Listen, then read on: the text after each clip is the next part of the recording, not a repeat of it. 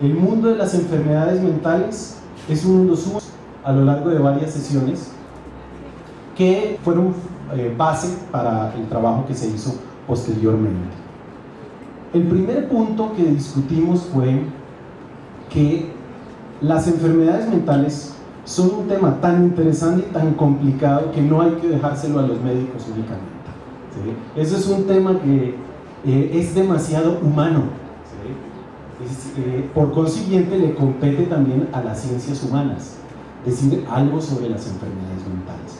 Y bueno, desde mi perspectiva como historiador, hay como muchas cosas interesantes a la hora de ver la locura. Claro, aquí estamos hablando de dos palabras que suenan muy distinto y en algún momento de la historia fueron lo mismo, ¿sí? Hasta 1950 la locura era similar a enfermedad mental.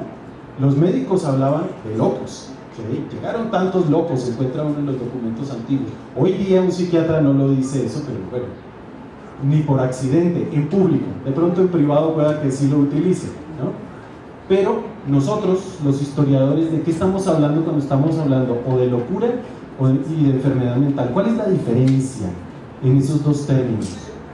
Miren, la diferencia radica en lo siguiente. La enfermedad mental tiene que ver con el contexto médico, es decir, un sujeto con comportamientos e ideas raras, anormales, extrañas, pasa por una mirada médica, una mirada clínica, y ese comportamiento raro o anormal ya se explica en función de una afección, la que sea que le diagnostiquen. Mientras que cuando estamos hablando de locura, insisto, los historiadores, estamos hablando del terreno social, es decir, ¿qué es lo que la gente se imagina del enfermo mental? ¿Qué es lo que la gente cree que hay que hacer con él? ¿A dónde hay que llevarlo? Entonces, cuando alguien tiene un síntoma psiquiátrico, pues a veces no es al psiquiatra donde lo llevan. La familia dice, vámonos con el padre, con el cura de la iglesia, o con el brujo, ¿sí? O con el que, no sé, con el que tengan a la mano, con la comadre que cura todo, ¿sí? Y ya el psiquiatra es el último recurso. Ya cuando ya no hay nada más que hacer, ya cuando la persona está muy grave, ahí sí llega, porque así es. Tenemos una cultura de la prevención muy frágil. Por lo siguiente, porque el trastorno bipolar está en una categoría que se llama trastorno afectivo. Entonces, aquí lo que parece ser es que los afectos y las emociones enloquecieran. Entonces, pues, el sujeto puede gozar de lucidez, ser muy racional, pero resulta que sus emociones no, sus emociones lo traicionan. Entonces, claro, un gran debate en las ciencias humanas ha sido, bueno, y eso de que llamamos emociones o afectos, ¿eso es innato a cada ser humano? ¿Lo traemos en la sangre, en el código genético, o es algo que nos enseña la sociedad? Les pongo un ejemplo muy sencillo. Cuando uno se enamora, que uno cree que ese sentimiento es único, ¿sí? No tengo palabras para describirlo. Sí, pero resulta que uno empieza a escuchar a otros que se han enamorado y dicen lo mismo que uno está sintiendo, ¿sí? Entonces resulta que ese sentimiento tan individual, tan íntimo, pues todo el mundo lo ha sentido en algún momento porque hemos recibido las mismas influencias de la literatura, de las telenovelas, de la familia, etc. Entonces la sociedad nos moldea las formas de sentir y sobre todo las maneras de manifestar esos sentimientos. Por consiguiente, a la hora de tratar el trastorno bipolar, que es una afección que, bueno, en los últimos años se ha convertido en tema importante debido a que mucha gente hoy día es diagnosticada como tal, que fue algo que enfatizamos mucho con este seminario, fue la necesidad de elaborar textos polifónicos donde converjan las voces de todos. ¿Por qué? Porque si nosotros nos quedamos con una versión de la realidad, pues ya chapeó el análisis. Cualquier realidad, la que sea, tiene múltiples puntos de vista. Y entonces, a la hora de ver cualquier enfermedad mental, si nos quedamos con la visión, con la mirada del psiquiatra o del neurólogo, nos estamos perdiendo el resto de la historia, ¿sí? El resto, la realidad social, porque cualquier enfermedad mental es más allá de un trastorno bioquímico, ¿sí? O un choque eléctrico en el cerebro. No, la realidad son todas las relaciones sociales que hay en torno a la persona que fue diagnosticada como tal. Esa persona vive en su subjetividad la enfermedad de una manera única. Por consiguiente, en nuestros análisis, en nuestras aproximaciones, no podemos quedarnos solo con la mirada médica. Entonces yo les dije, bueno, si les interesa la bipolaridad, hay que buscar a gente que la tenga y que nos pueda contar cómo le ha hecho, ¿sí? ¿Qué implicaciones tiene vivir? Porque nosotros tenemos la idea muy heredada del cine, del paciente psiquiátrico con la camisa de fuerza, que le ponen electroshocks, medicado y todo esto. Eso nos lo dejó el cine, ¿sí? Pero en la vida real el asunto es mucho más interesante y mucho más complejo, como nos van a explicar ahora los compañeros. Entonces, tenemos un vínculo en común, ¿no? Alejandra, que no pudo estar hoy acá, ella es una investigadora, una antropóloga del Instituto Nacional de Neurología, y bueno, yo he tratado con ella porque la idea en el Instituto Nacional de Neurología es que puedan incorporar esta mirada social para que puedan entender que la enfermedad mental es un fenómeno muy complejo, que si no agarramos la parte social vamos a agarrar solo un cachito, que es la parte que se considera científica, aunque esto también es científico. Entonces Alejandra estuvo en el seminario, nos dio una sesión muy extensa que es el trastorno bipolar, y ella funcionó de puente con los aquí presentes para que ellas se enteraran de esa otra cara de la realidad, ¿no? Que la sociedad no era la que estaba mal, sino que era él. Entonces la sociedad no era la que estaba loca, sino que fue él, porque llegó a tener una obsesión muy grande por encerrar a cualquier persona que no fuera normal dentro de su estereotipo que tenía. Gracias.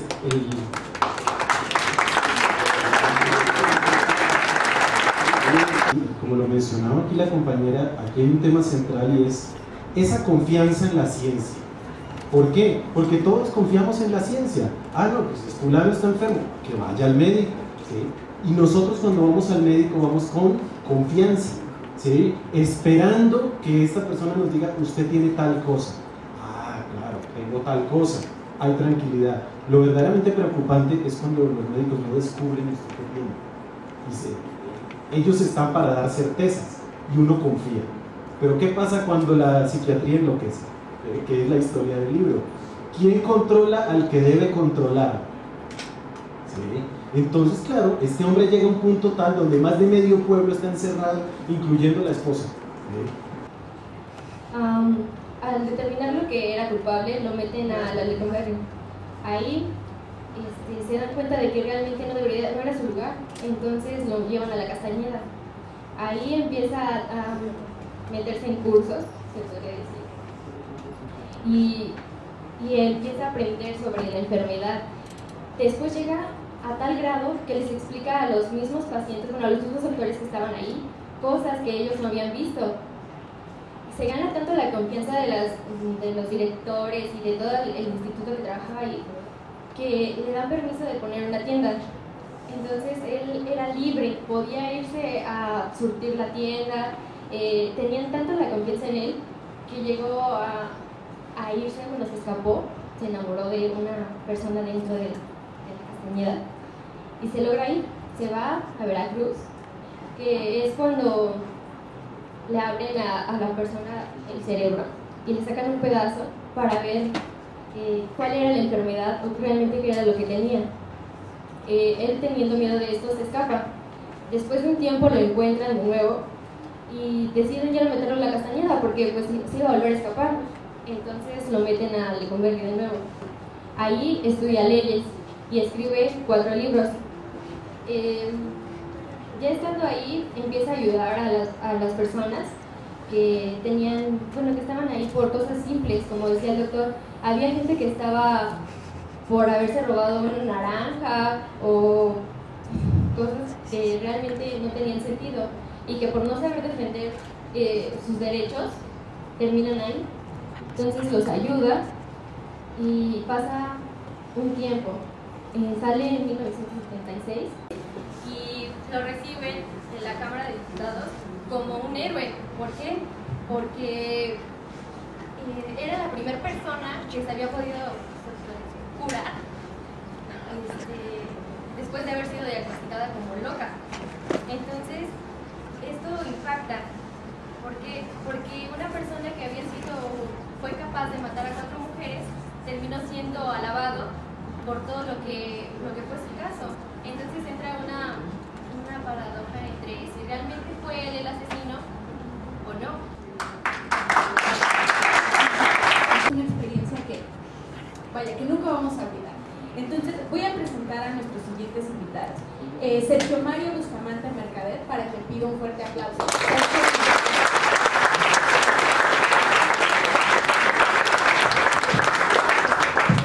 Vamos a leer un poquito acerca de lo que Sergio ha hecho. Pero muchísimas gracias.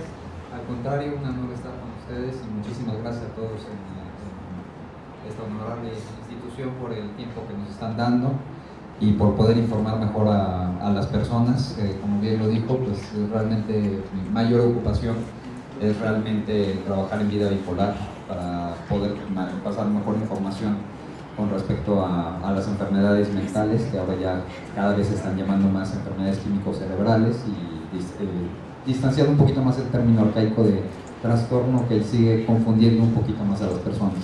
Entonces, un honor estar aquí y pues muchísimas gracias a todos ustedes. Nuestro siguiente invitado es Horacio Flores Muñoz, para quien también pido un fuerte aplauso, por favor.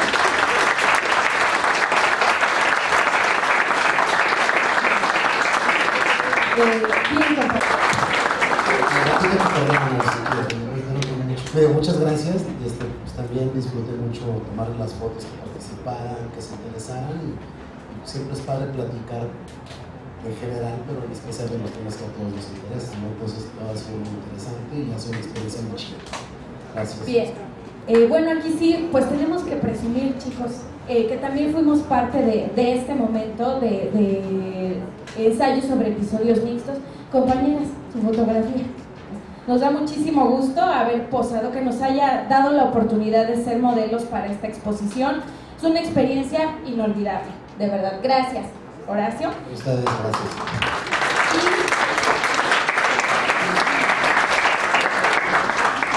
Bueno, también tenemos otro invitado sorpresa. De verdad nos da muchísimo gusto, otro amigo que conocimos en el instituto, Mario, por favor. Mario Valencia.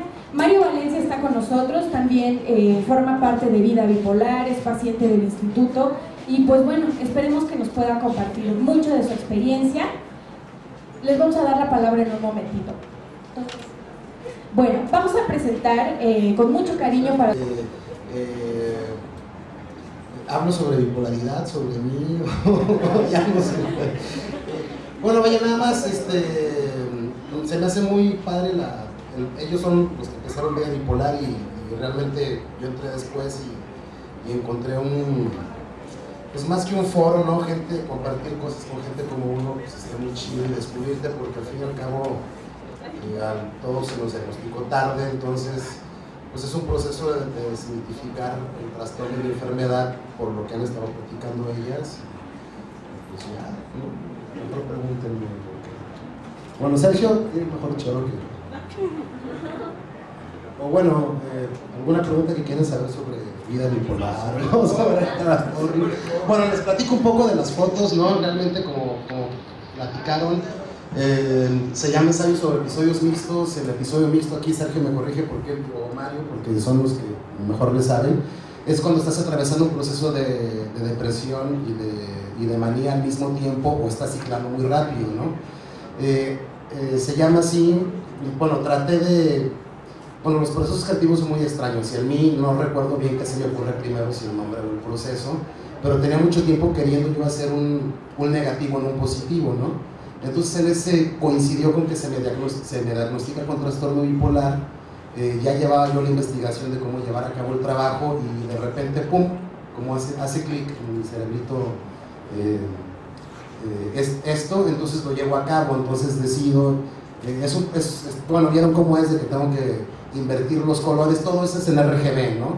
No va a ser lo mismo si haces los colores complementarios. Entonces tuve que hacer, bueno, cómo se vería una foto al revés, cómo la tendría que hacer para que quede así, y ya decidí hacerlo, lo empecé, y llevo hasta ahorita 20 retratos, quiero completar 36, dejarlo descansar. Y bueno, los dibujos es algo que sí me da mucho pudor que estén, porque eso realmente lo agarro como algo terapéutico y tengo muy poco haciéndolo. Pero una de las cosas que tiene la ventaja del trastorno bipolar es de que somos muy clavados, ¿no? Y no solo por cuestiones amorosas, sino decidimos hacer algo y podemos ser muy productivos. Entonces, en un episodio precisamente me di cuenta que podía dibujar o que podía aprender a dibujar, y pasaba a veces 8 horas diarias dibujando y medio aprendí. Pero realmente lo que hago es tomar fotos, que esto es uno de mis proyectos. Tengo 3 proyectos al mismo tiempo. Al mismo tiempo estoy produciendo un cortometraje y trabajo. Y soy un poquito músico, ¿no? Y bastante loco. Pero realmente lo importante para mí era reflejar cómo se sentía, ¿no? El primer retrato con el que empecé es el que soy yo. No sé si me reconozcan porque salgo con barba, soy de los del medio. Entonces todas las fotos que hago, todos mis proyectos los empiezo conmigo, ¿no? Entonces si me ocurre algún proyecto, entonces voy y lo hago. Entonces fue muy chistoso porque estaba yo solo en mi departamento, me tuve que maquillar, pintar el pelo, pintar las uñas, ser fotógrafo y después pues producir la foto y funcionó, al menos para mí, ¿no? La veo el resultado, me gusta, lo cuelgo en internet y automáticamente mi hermano me manda un mensaje y me dice: así es como te recuerdo los últimos años de tu vida, ¿no? O sea, con esa angustia que reflejas. Lo empieza a ver personas que conocen o padecen trastorno afectivo bipolar y se empiezan a identificar mucho, ¿no? Entonces, como creativo, no solo como bipolar, sino también como creativo, lo que buscas es comunicar, ¿no? O comunicarte, o sea, cerrar un proceso de comunicación. Al fin y al cabo, lo artístico o el arte no tiene que ver con lo verbal, y es lo que a mí me interesa, ¿no? Tratar de cerrar un proceso que nos quite de las palabras y podamos comunicarnos emocionalmente. Entonces me di cuenta que funcionó, o sea, al menos para mí. Y bueno, ya después, en ese momento, entro a Vida Bipolar, les enseño las fotos y ya después se viene todo, ¿no? Exponer, nos hicimos muy amigos todos, también me sirvió mucho, es muy padre rebotar, ¿no? Darte cuenta que hay alguien como tú, y pues el proyecto sigue, ¿no? Entonces, pues gracias por exponerlo aquí. Soy un poco tímido a veces nada más, ¿no? Y ya, bueno, si quieren preguntar algo, porque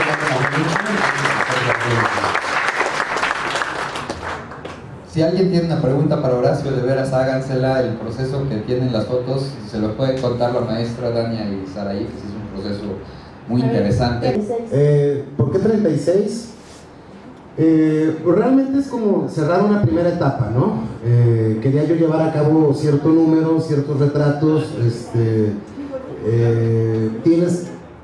dejarlo descansar. ¿Por qué 36? Porque es un número cuadrado, ¿no? O sea, porque yo lo veo como un bucle al final, como imprimirlas demasiado grandes y que sea un cuadrototote, pero realmente por cuestión arbitraria, para darle un límite de cerrar la primera etapa o de cerrarlo y dedicarme a otros proyectos y después ver qué tal, si sigo con esto de otra manera o simplemente lo dejo así, ¿no?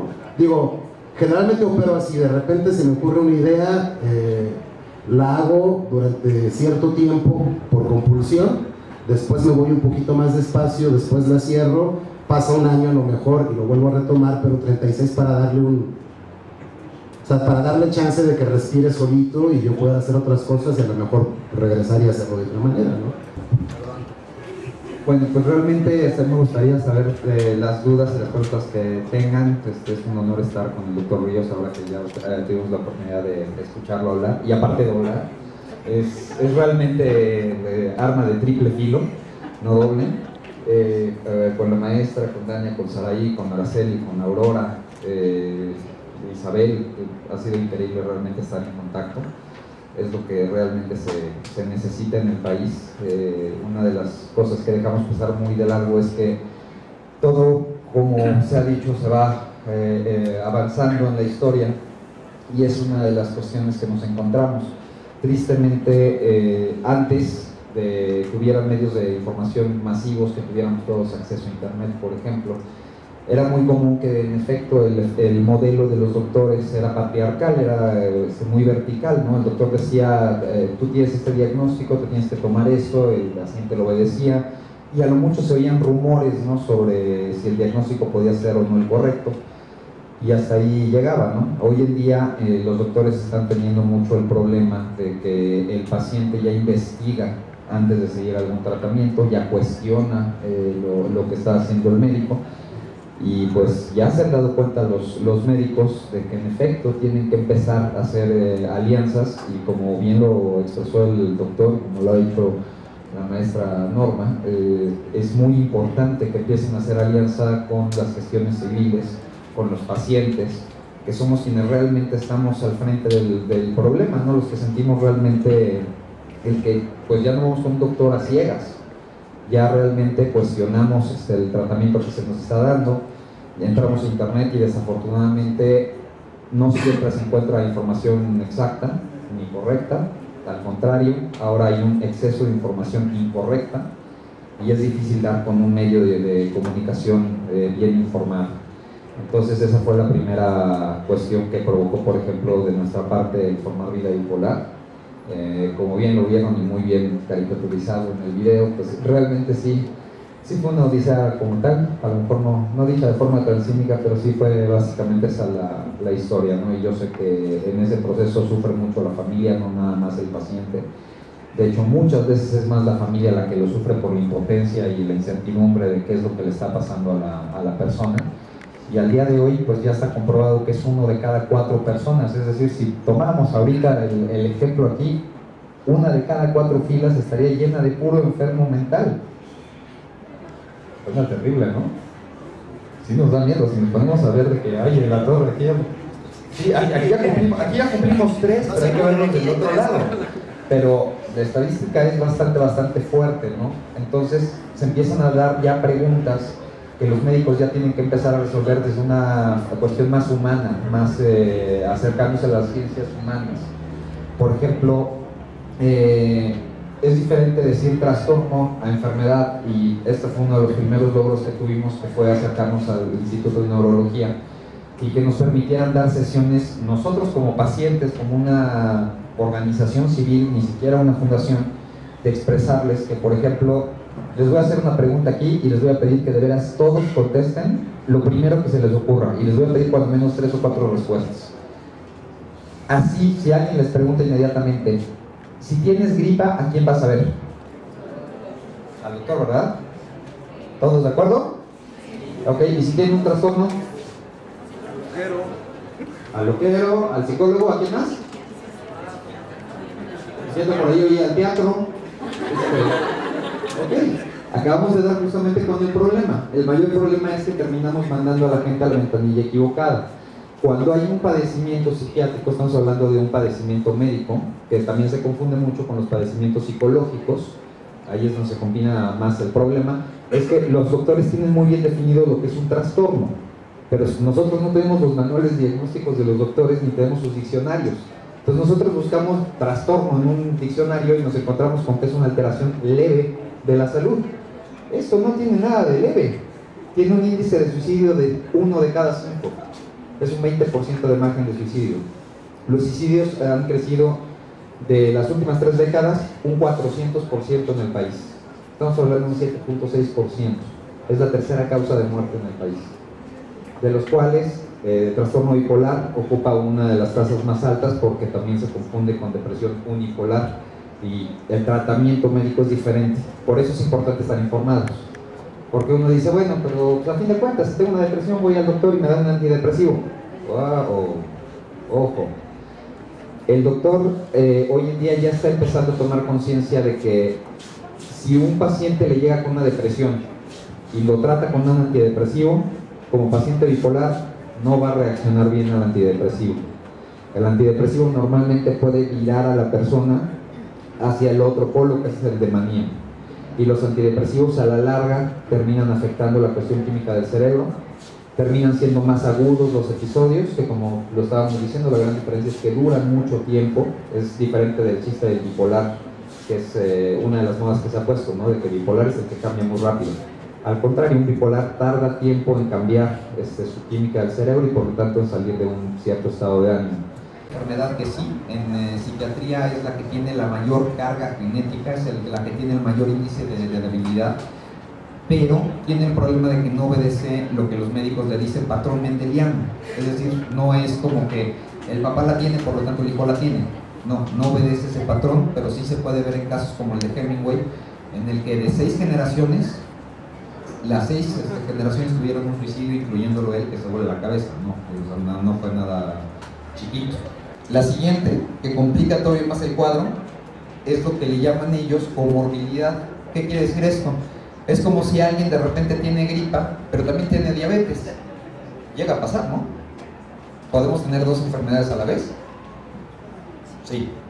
En bipolar es muy común que la persona tenga 2 condiciones a la vez, lo que complica todavía más el diagnóstico. Una persona con bipolar llega a desarrollar con mucha facilidad trastorno límite de la personalidad. Ahí es donde está el bipolar del chiste, el que sí reacciona muy rápido a los estados de ánimo, le duran poco tiempo, de repente está bien, alguien le hace pasar un mal rato y de repente explota y se enoja y le dura unas horas. Ese es el trastorno límite. Entonces de repente cuando alguien dice, andas bien bipo, refiriéndose a bipolar, pues realmente lo que está diciendo es, andas bien border, que es borderline, el trastorno límite. ¿Qué es lo que sucede? Entre las 2 condiciones llevan mucho al abuso de sustancias, al alcoholismo, a las drogas, al abuso de medicamentos, etc. La siguiente que sabemos es que es progresiva, cada vez empieza a volver incapacitante. De hecho estamos buscando que ya los mismos médicos le puedan explicar a las personas y se los puedan decir Horacio y Mario, el problema de bipolar no es tanto el cambio en estados de ánimo, sino que realmente se vuelve una enfermedad que se mete con la funcionalidad de nuestras vidas. Hay momentos en los que no podemos funcionar igual en cuanto a trabajo, no podemos funcionar igual en cuanto a nuestras relaciones, por mucho que uno lo intente, o tenga disciplina, o tenga un buen tratamiento. De repente los episodios llegan y es como cuando nos dicen, échale ganas. Y pues realmente pues, una depresión no se quita con un échale ganas. El primer factor de la depresión clínica es que no hay ganas. ¿Dónde se compran? ¿Dónde las sacamos? No las hay. Es como si a alguno de ustedes les hablan a las 4 de la mañana y les dicen vámonos a bailar ahorita, y llevan ustedes una semana pesadísima, no han dormido, todos los días han dormido mal, y de repente a las 4 de la mañana los sacan de su casa a la de a fuerza, se los llevan a bailar, van a andar como zombies, no van a entender qué está pasando, van a estar desfasados. Es lo mismo con una depresión. No sale uno porque se le eche ganas o es que no sales de tu casa, es que no, pues la depresión no está permitiendo que los químicos nos den lo suficiente para salir, por lo tanto se tiene que acudir a los medicamentos para que se pueda empezar a regular el cerebro. Por ejemplo, el medicamento que más, aquí les voy a una pregunta interesante porque sí me va a interesar oír en diferentes voces. ¿Qué medicamento se les ocurriría así, sin saber, nada más lo que se les ocurra, que se usaría para bipolar? En depresión, ¿qué mandarían? Antidepresivos es lo que suena común, ¿no? Bueno, en bipolar es lo que más se evita. Se mandan normalmente antiepilépticos o anticonvulsivos. Pues sí, a todos nos suenan raro. Es justamente para equilibrar la parte de la química cerebral y de la parte eléctrica. La siguiente, para cuando está uno en manía o está entrando en psicosis, ¿qué mandarían ustedes? Hay mucha ansiedad, hay ataques de pánico, hay 20,000 cosas. ¿Qué medicamento se les ocurriría a ustedes? ¿Cuál? Tranquilizantes, un Valium, un Ribotril, ¿quién más? ¿Quién dijo yo? ¿Algo más? Bueno, pues todos esos nos dan en la torre. No es bueno para bipolar, se dan en caso de emergencia, se dan como coadyuvantes, pero realmente lo que nos sirven son un grupo de medicamentos que se llaman antipsicóticos, que son de larga duración y que realmente lo que hacen es equilibrar la dopamina en el cerebro. Entonces, son medicamentos que tardan semanas en funcionar. Y van a ver una parte de condicionamiento, de que cuando vemos a alguien que está hablando en la tele o dice, por ejemplo, que la condición bipolar o alguna enfermedad es algo incorrecto, ¿a qué grado le hacemos caso? Y por eso es por lo que se imponen las modas. Y aquí va a quedar una evidencia aparte clara, van a ser parte de un experimento. Con el vicepresidente de Vida Bipolar, nada más para cerrar y agradecerles a todos y que una increíble presentación por parte de Profesor Acto de la maestra Norma, de Gama, de Saraí, de Sector Río. Y les dejo la palabra con Mario Valencia, que es el vicepresidente de Vida Bipolar, a quien le agradecemos todo el esfuerzo. Buenas tardes. Quisiera brevemente agradecer a todos ustedes su asistencia. Tenemos un pequeño detalle para unas personas que se dedican a la investigación en las humanidades y ciencias sociales. Afortunadamente son jóvenes. Esta parte de ser joven es maravillosa. Agradecemos a Saraí, a Dania y todo el equipo de investigación lo que han aportado este día. Nos han enseñado mucho, nos hemos reído, pero de una manera muy constructiva. Es un pequeño detalle, un reconocimiento a su labor. Estamos muy orgullosos de que haya gente interesada en estos temas. Por supuesto a Andrés, a la profesora Norma, y quisiera que un aplauso para que reciban este pequeño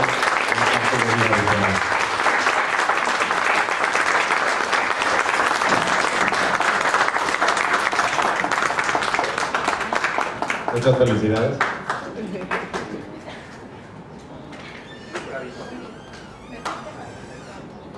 Bueno, ahora vamos a pedir a la maestra Sandra Aguilar y al doctor Andrés que pasen al frente, por favor, para cerrar este 11º.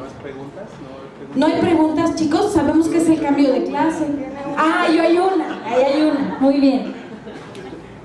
Ahí va el micrófono. Bueno, pues a mí me da mucho gusto conocerlos, porque no pude asistir primero a comer pizza y después a las fotografías. Pero, a ver, hay un asunto que a mí me interesa mucho. Este mundo de las enfermedades mentales es demasiado complejo. Entonces, la bipolaridad es como una en medio de muchas otras tantas, ¿no? Y entonces cada una, bueno, tiene su especificidad. Pero entonces, ¿cómo puede hacer alguien para ubicar, para definir que tiene trastorno bipolar y pueda recibir una atención temprana? Porque lo que pasa es que mucha gente llega con el médico ya cuando lo tienen que llevar, ya cuando él no puede. Entonces, pero ¿cómo hacer para distinguir es que una persona es simplemente berrinchuda, ¿sí? O que cambie de un momento a otro? Porque muchos somos así, o sea, estamos felices y después nos enojamos porque sí, pero hay como cierto límite. ¿Cómo saber dónde debe estar ese límite? ¿Cómo percibirlo? Exacto, y acabas de tocar un punto muy importante. Qué bueno que lleguemos a este punto de las preguntas. La primera es informándonos, la pregunta es ¿dónde? Lo que tenemos que hacer es difusión, porque por ejemplo, por parte de las instituciones de salud, desgraciadamente es poca la información que nos llega. Vida Bipolar, por ejemplo, como página pretende dar siempre esta información de forma gratuita para empezar, no nada más en textos, ¿no? Que están bien definidos los síntomas, cómo detectarlos, desde qué edad. Hay un test incluso que es una enfermedad de espectro. Entonces es lo que estábamos diciendo. Y tocaste un punto muy interesante hace rato, que es por ejemplo de la esquizofrenia. Le lleva más de 80 años de ventaja a bipolar en cuestión de investigación. De hecho, nacieron juntas las investigaciones, pero antes se hablaba nada más de esquizofrenia. Entonces los casos de bipolar pues le llamaban trastornos que eran esquizoides o eran... Sí, originalmente de hecho se llamaba enfermedad circular, que fue descubierta por Agrateo de Capadocia. Y era precisamente porque él fue el primero que notó de que, espérense, no es de que él esté deprimido y tiene depresión, pues lo que le llaman melancolía, y ahora está con psicosis. Es la misma enfermedad, simple y sencillamente cicla, hace un círculo. Entonces, a partir de ahí se empezó a estudiar más de enfermedad bipolar, hasta que ahora ya los estudios casi están al mismo nivel entre bipolar y entre esquizofrenia. De que se empezó a ver la incidencia, por ejemplo, en la cuestión genética, se dieron cuenta de que en esquizofrenia es un 50% de posibilidades de heredarla, y en bipolar es un 75% de heredarla.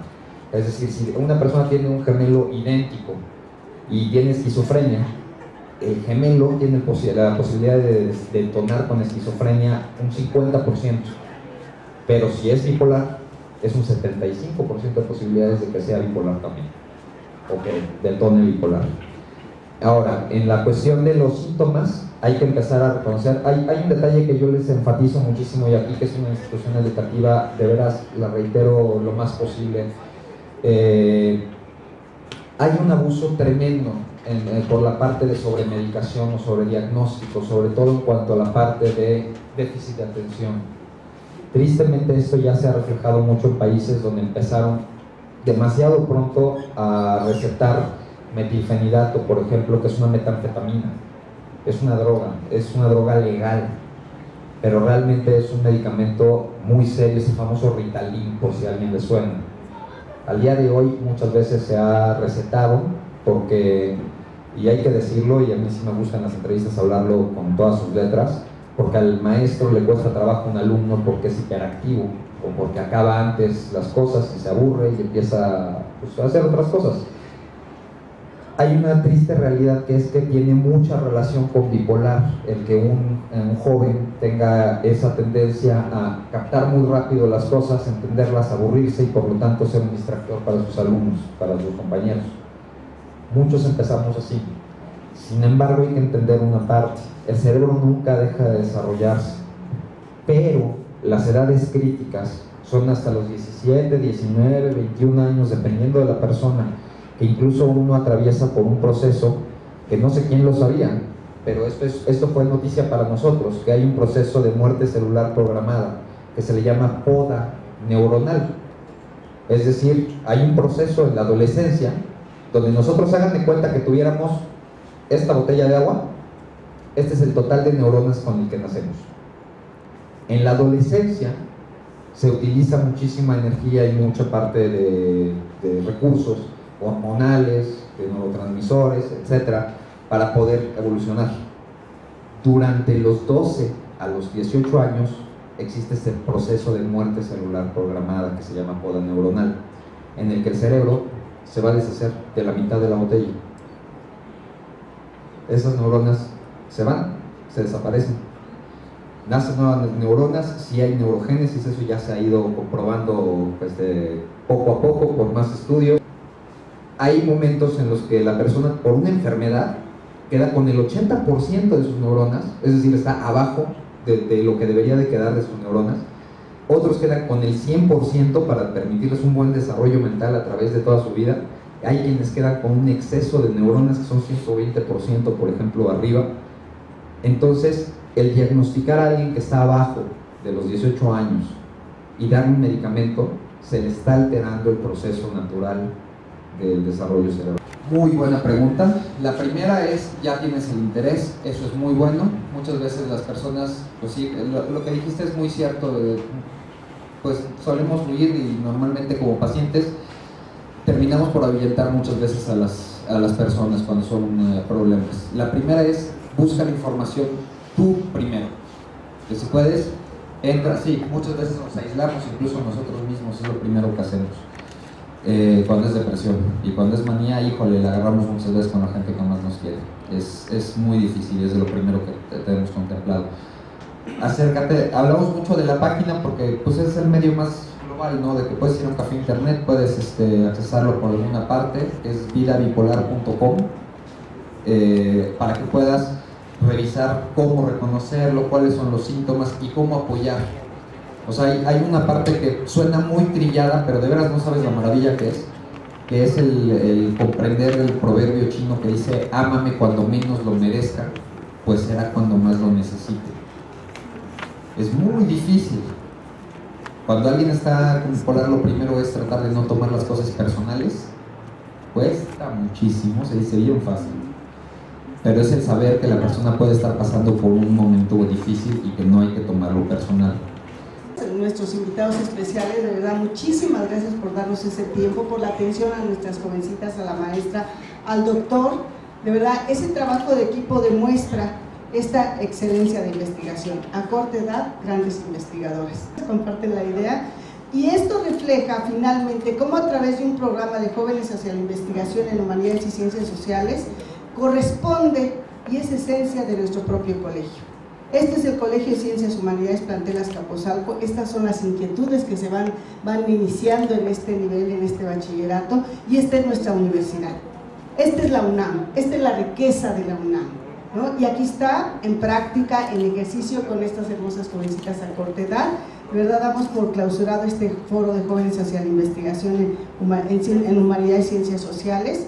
Y reitero, esto es la UNAM, esto es el Colegio de Ciencias Humanidades, una gran institución, y hoy por hoy, como lo he dicho, el Colegio de Ciencias Humanidades con respecto a la prepa, somos los mejores. Locura y enfermedad mental desde las ciencias sociales.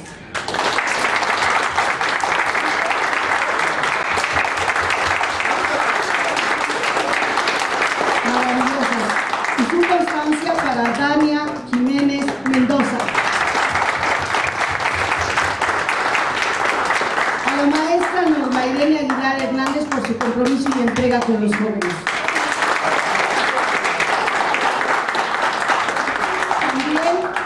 Un reconocimiento por su participación en el 11º foro a nuestros invitados especiales, Horacio Flores Muñoz.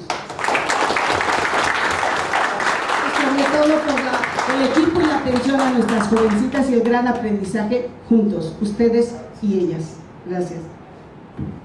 También un reconocimiento para Sergio Mario Bustamante. Gracias, Sergio, por esa sencillez y ese gran talento.